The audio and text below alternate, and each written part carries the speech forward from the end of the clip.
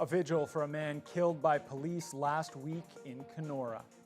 Good evening and thank you for joining us. It was held in that community yesterday afternoon in honor of Bruce Frog, who was shot and killed by an OPP officer last Wednesday.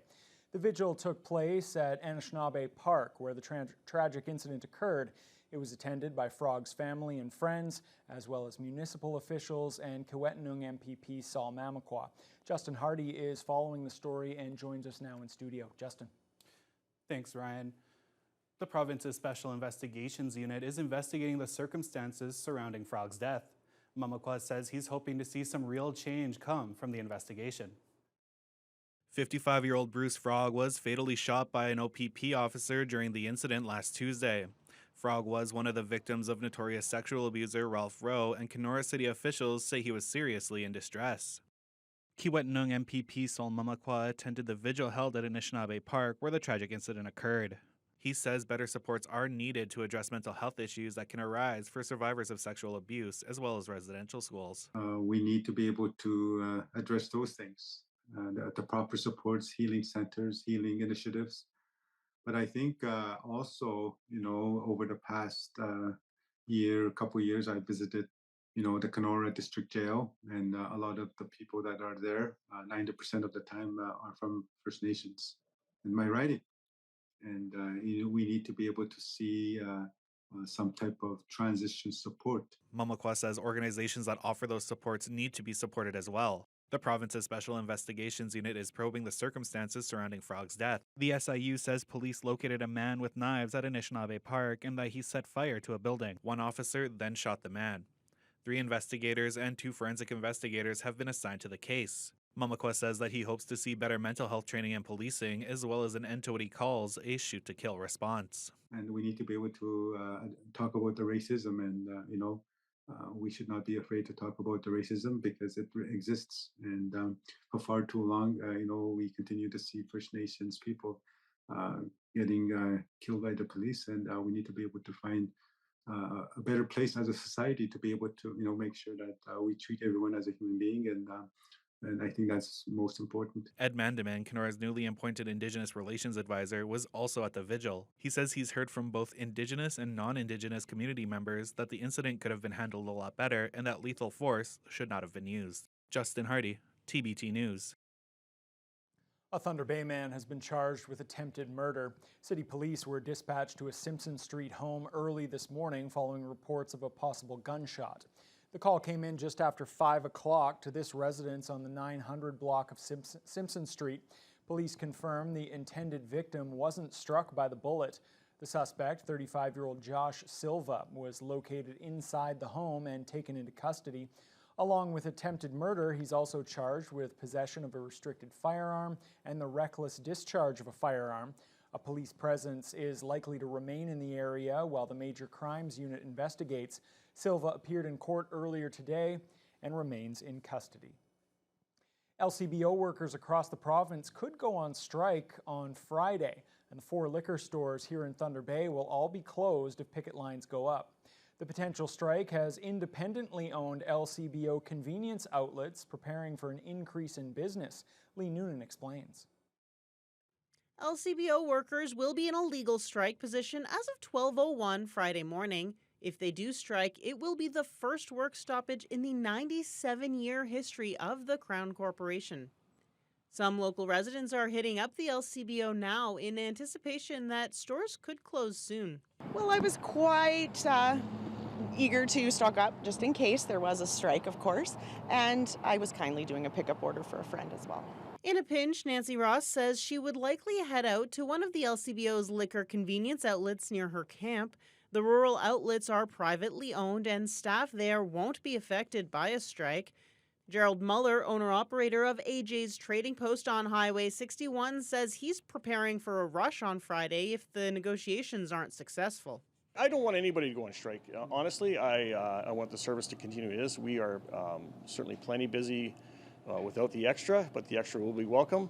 Mueller says alcohol sales normally account for about 80% of his business, and there are already challenges with keeping some products stocked, which could be exacerbated as demand increases. I expect to be quite a bit busier if there is an actual strike, and we're going to do our best to keep our shelves stocked, but just be patient and certainly if you want to call ahead to see if we have stock, that would be awesome too, because I'm not sure what's going to happen. AJ's is one of several LCBO convenience outlets in the Thunder Bay area that would likely see sales spike if a deal isn't struck soon. Representatives for OPSU, seen here protesting against the Ford government in March, say they'll be putting together picket signs on Thursday in preparation for possible strike action Friday morning. OPSU represents 190 LCBO workers in northwestern Ontario, and if there's a strike, they're asking union members not to cross picket lines or spend any money at the LCBO, including the independent convenience outlets. Lee Noonan, TBT News. Well, the union representing the Ontario liquor store workers and the Crown Corporation are back at the bargaining table ahead of that Friday deadline. CTV's John Musselman has more on this story. Customers at this LCBO outlet say they weren't taking any chances with only a day to go before a possible strike. We have to stock up for a while now, for the 2-3 weeks stocking up. Were you aware that they may have been going on strike? Yes, I read the news of July 5th and we have a cottage trip this weekend, so we're just stocking up on alcohol for this weekend. Stocking up? So I don't think so. They have to go on that strike. While negotiations continue, a strike is looming at the province's LCBO outlets. OPSU, the union representing 10,000 workers, will be in a legal strike position at 12:01 a.m. Friday, July the 5th. The LCBO is offering extended hours leading up to a potential strike. It's also opening earlier and staying open later to give customers an opportunity to stock up. Still, most people we talked to didn't seem all that worried about it. Not really. I mean, Metro's open, right? They sell most of the stuff. I mean, beside the hard liquor, I don't really drink hard liquor, so most of the regular stuff I can find in Metro. But if I always want something stronger, then I gotta come here, right? Okay. I don't think they're gonna do it. Why would they want to do that? What would it affect you at all? Inconvenience? I don't think so. I'll figure it out. I respect the workers and their rights. If I gotta plan ahead, I still got a couple days. Things can get busy. Here is a look at how the LCBO plans to deal with the strike. Retail locations will close for a period of 14 days. On Friday, July 19th, after the 14 days, 30 LCBO stores will begin to open for in-store shopping. They will operate 3 days a week, Friday, Saturday, and Sunday, with limited hours. The union responded to that, saying, quote, despite the employer's consistent unwillingness to bargain meaningfully, this plan is a dramatic and heavy-handed move at a time when both sides should be working hard to reach an agreement. The union says it's fighting for higher wages, more full-time positions, and it opposes the expansion of alcohol sales at more retail locations. That was CTV's John Musselman. The highly contagious virus known as RSV can make babies seriously ill. Now, there are new vaccines to protect little ones from it, but as CTV's Pauline Chan explains, they aren't covered by Ontario at this point. There's now a few options available. Mothers need to know this. They need to know the risks. Jessica Cohn's second child, Eitan, was just a month old when he got respiratory syncytial virus from his older brother. Maybe for you or I, RSV is just a cold, but for a little baby that's 1 month old or newborn, I mean, it's devastating. There's no treatment for RSV. There's no cure for it. So you're just trying to help the baby to breathe. Their airways are so small.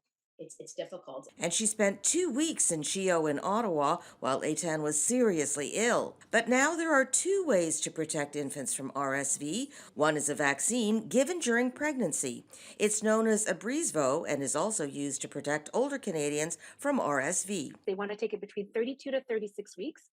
The infants that are of pregnant people right now who will be born in the fall are going to be during the RSV season. The second option is given after birth, a vaccine known as nirsevimab or Beyfortus. That can be given after the baby's born up to 12 years of age if you're healthy, but up to 24 years if you have high-risk disease that could put you at high risk for RSV infection. But they are not yet covered by the province, and nirsevimab is around $900, although some health plans may cover part of the cost. Dr. Vivian Brown says talk to your doctor about the options. This is all about shared decision making Do you want to take a vaccine now as a mother to protect your baby when your baby is born? Or do you want to wait when your baby is born and see if there's a public health program? And Brown points out that even if the infant vaccine is covered, it may initially be only for those at the highest risk. Pauline Chan, CTV News. A family of 6 in Webequie First Nation is homeless after a fire destroyed a new house in the remote community on Monday. Chief Cornelius Wabas says fortunately the blaze didn't claim any lives. It did cause some issues with electrical power and the provision of clean drinking water. Wabas says it takes anywhere from 1 to 3 years to replace a home in Webequie. He points to this incident as another reason why the proposed Ring of Fire supply road is needed to improve his community's infrastructure. The province of Ontario has announced funding for a conservation project at Boulevard Lake. A strip of wetland will be dug around portions of the lake and then filled with vegetation. The project will be completed by the Lakehead Region Conservation Authority with in-kind help from the city. Thunder Bay Atikokan MPP Kevin Holland announced $110,000 today on behalf of the Minister of Environment for a project that aims to restore the Lake Superior watershed. The funding is part of $11 million being given to wetland projects across the province. The Boulevard Lake project covers approximately 3 hectares and will create a wetland to filter runoff before it flows into Lake Superior. Holland says it's important to help partners that work to protect the environment. This is a good example of that investment that the government is making across the province by working with the agencies like the LRCA in conjunction with the City of Thunder Bay for a specific project here in the region that has been identified as an area of concern by the LRCA. So to be able to make these investments into these areas that are identified by the experts in the field is it's good for our government to get involved and support these projects. So. The Conservation Authority is really excited to get this funding from the government today. It'll help us continue our stewardship efforts in the watershed, and cumulatively this one small project will add to the many projects we've been working on to have a real impact overall in the watershed collectively. Construction is expected to start at the beginning of August and last throughout the month. The area will then be planted in the fall. OPP in Thunder Bay and Nipigon have charged a transport driver in connection with an extremely unsafe pass that was caught on camera near Herkett on Monday night. This image was posted to the Northwest Region OPP Facebook page with the caption, "What's wrong with this photo?" The transport can be seen passing a U-Haul type vehicle pulling a minivan on a solid line while approaching a curve on Highway 1117. The driver was later pulled over by the OPP. He's been charged with careless driving, driving left of center on a curve, and failing to stop on the right for an emergency vehicle. For the 5th year running, the United Way, the Dewdrop Inn, and other community partners are gearing up for the annual community barbecue later this month. And today they held a pre-launch barbecue with sponsor IG Wealth Management to promote their newest charity partner, the Rowan Tree Collective. Rowan Tree is a nonprofit organization which aims to help young adults with autism or other conditions. The collective will benefit through the barbecue's Pay It Forward initiative, through which people can donate $10 to provide a meal to members of the group. The rest of the proceeds will be split between the Regional Food Bank, United Way, and the Dewdrop Inn. Rowan Tree co-founder Michelle Murdoch-Gibson says this is a great opportunity for the organization. We would love to have more opportunities to be involved in community fundraising events. We're a small not-for-profit, we're a brand new organization, so any way that we can work with community partners to raise some funds to keep our programs going for the long haul is super appreciated. There will be hundreds of families and folks and businesses coming out to take advantage of the delicious hot dogs, hamburgers, we have bison burgers, and the Dewdrop Inn's famous Dewey Dog. The big event, the Community Barbecue, is coming on July 17th at the RFDA. That fundraiser will also feature a dunk tank where people can nominate friends or colleagues to take the plunge. Well, turning to weather now, Fiona, today was a great day for the barbecue and probably an even better day for a dunk tank because it was a warm one out there. It was very warm, but what was really causing it was all that humidity. It was making a mess of my hair. I can see it was causing problems for you as well, obviously. And today, the Humidex actually topped out at 29.